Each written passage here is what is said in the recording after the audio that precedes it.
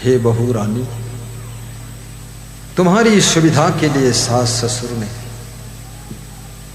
अपनी जिंदगी के सुख सब भस्म कर दिए। इनको ओल्ड मॉडल मत कहना,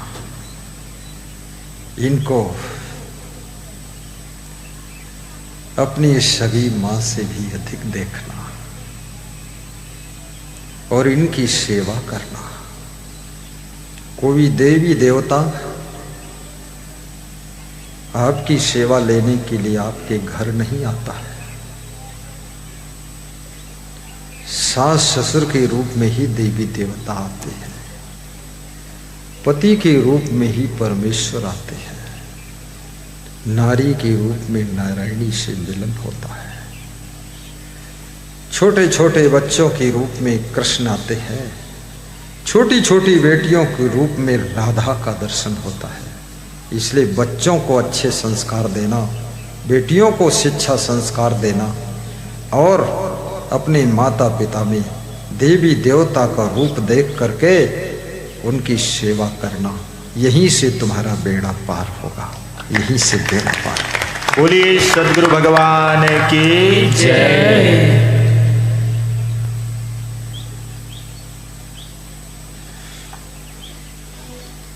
घर ही में तीरथ बनैबै, इधर उधर हम काहे खोजैबै।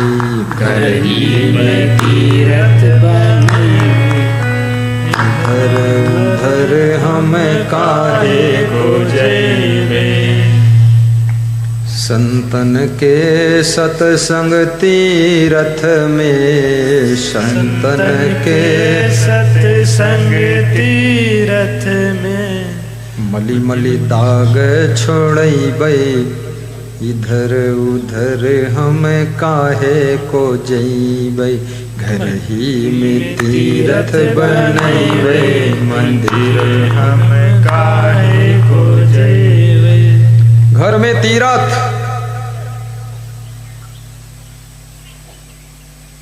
कल महाराष्ट्र नागपुर की भक्त श्री ज्ञानेश्वर बोरकर से बात हो रही थी, आशीर्वाद ले रहे थे।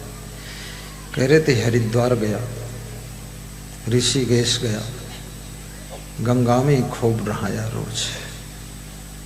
बोले 1 महीने से बीमार हूँ, फेफड़े जकड़ गए, बलगम जकड़ गया, बहुत इलाज हो रहा है। तो हमने कहा कम डुबकी लगाते हैं। बोले ध्यान नहीं रहा, मैंने सोचा ज्यादा डुबकी लगा तो जन्म जन्म के पाप धुल जाए। बोले पाप धुले कि नहीं धुले, लेकिन रोग हो गया है, बीमारी बहुत है।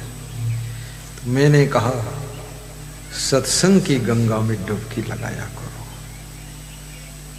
गंगा जमुना सरस्वती में तो 1 लोटा पानी लेकर छिड़क लो, बस हो गया।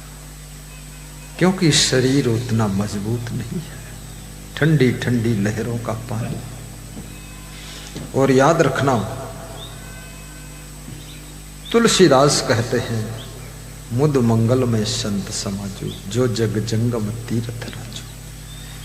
संतों का समाज मुद मंगलकारी है और चलता फिरता प्रयागराज है। इस चलते फिरते प्रयागराज में डुबकी लगाई है। ये 2 दिन के लिए सत्संग का प्रयागराज अक्षयपुरी बांदी कोई दौसा में आया है। ये परिवार सैनी परिवार धन्य है। भागीरथ ने तपस्या किया था तो गंगा जी धरती पर आई थी। मुकेश सैनी, सुरेश सैनी, लटूर चंद सैनी, राम सिंह सैनी, बाबूलाल सैनी, कविता सैनी, गुड्डी सैनी, इन सब ने तप किया है, बड़ा ध्यान लगाया है। गुरुदेव मेरी कुटिया में आ जाना। तब ये सत्संग की गंगा अक्षयपुरी जैसे गांव में आई है और आपके पाप ताप संताप श्राप को धोने के लिए आई। जय। सत्संग की गंगा में नहाने की इच्छा तो सबकी होती, हम भी नहा लें, पर सत्संग की गंगा को लाए कौन। 2 दिन पहले ग्राम काली खाड़ नांगल राजावतान में महान भक्त राम फूल मीणा कमलाबाई मीणा की तपस्या से सत्संग की गंगा 3 दिनों के लिए वहां प्रवाहित हो रही थी। इनको माला पहनाओ कमलेश। 3 दिन का सत्संग इन्होंने कराया। ये राम फूल मीणा श्रद्धा था, कह रहे थे ये शरीर भी आपका है, ये मन भी आपका, ये धन दौलत सब आपका, आप जो कहो वही होगा। तो हमने कहा जो तुम करो वही कहूंगा। श्रद्धा। श्रद्धा लभते ज्ञानम तत्परः संयतेन्द्रियः ज्ञानम लब्ध्वा पराम शांतिम अचिरेण अधिगच्छति। श्रद्धावान को ज्ञान की प्राप्ति होती है। श्री कृष्ण कहते हैं कि श्रद्धा के बिना भक्ति मुर्दा है, इसलिए भक्ति की जान श्रद्धा में है। साईं बाबा के मंदिर में पहला शब्द लिखा रहता श्रद्धा और दूसरा सबूरी, यानी भक्ति के मार्ग में श्रद्धा का बहुत ऊंचा स्थान है। और सबूरी मतलब सब्र, सब्र यानी संतोष, संतोष का अंतिम स्थान है। जिस भक्त में श्रद्धा नहीं है, संतोष नहीं है, उस भक्त की भक्ति थोड़े ही दिन में मर जाती है। इसलिए श्रद्धा और संतोष रखना चाहिए। और जिसके पास में श्रद्धा होती उसको ज्ञान हो जाता, धीरे धीरे इस मृत्यु लोक में ज्ञान हो जाता है कि आत्मा अमर है, शरीर नश्वर है। नयनम छिंदंत शस्त्राणि नयनम दहत पावका न चैनम क्लेदन्त्यापो न शोष्यत मारुता वासांस जीर्णानि यथा विहाय नवानि गृह्णाति नरोपराणि तथा शरीराणि विहाय जीर्णानि अन्यानि संयाति नवानि देहि न जायते विरिते वा कदाचिन नयम भूता भविता वा न भूयः जो नित्या शास्त्रोऽयं पुराणो न हन्यते हन्यमाने शरीरे। श्री कृष्ण कहते हैं अर्जुन, शरीर के नाश होने पर भी इस आत्मा का नाश नहीं होता है। शरीर की मृत्यु होती, आत्मा की मृत्यु नहीं होती। आत्मा अजर है, अमर है, अविनाशी है, ये कभी मरता नहीं है, ना मरा है, ना मरेगा, ना मर सकता है। और आत्मा इस शरीर को ऐसे चेंज करता है जैसे पुराने कपड़ों को बदल करके मनुष्य नए वस्त्र धारण करता है, ऐसे आत्मा एक पुराने शरीर को छोड़ करके दूसरे नए शरीर को धारण करता है। इसमें मरता तो कुछ है ही नहीं, केवल शरीर चेंज होता है, इसलिए रोने धोने की कोई बात ही नहीं। जय।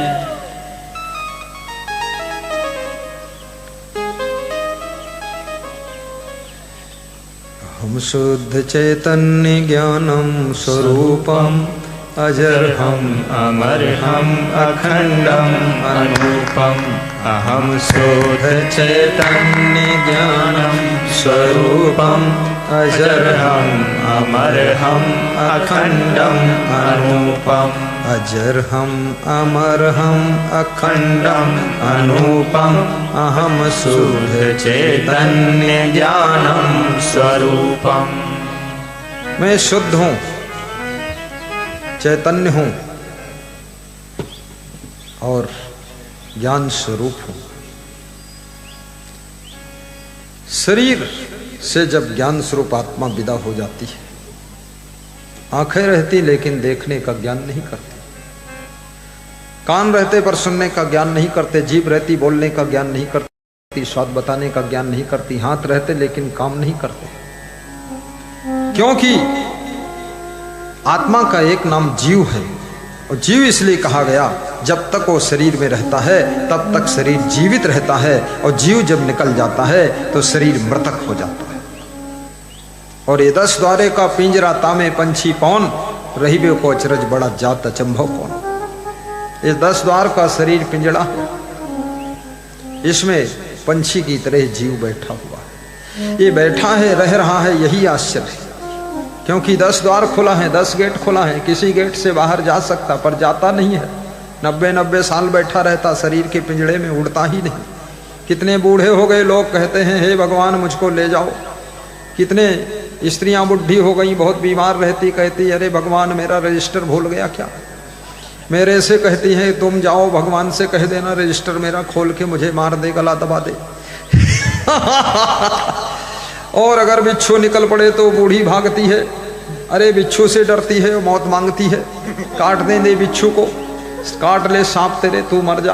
बोले नहीं, सांप काटने से नहीं मरना चाहती हूँ, भगवान मारे आकर। ए भगवान कोई हत्यारा है, तेरे को मारेगा आकर, भगवान मारे आकर के। ए मौत मांगने से नहीं मिलती है, याद रखना।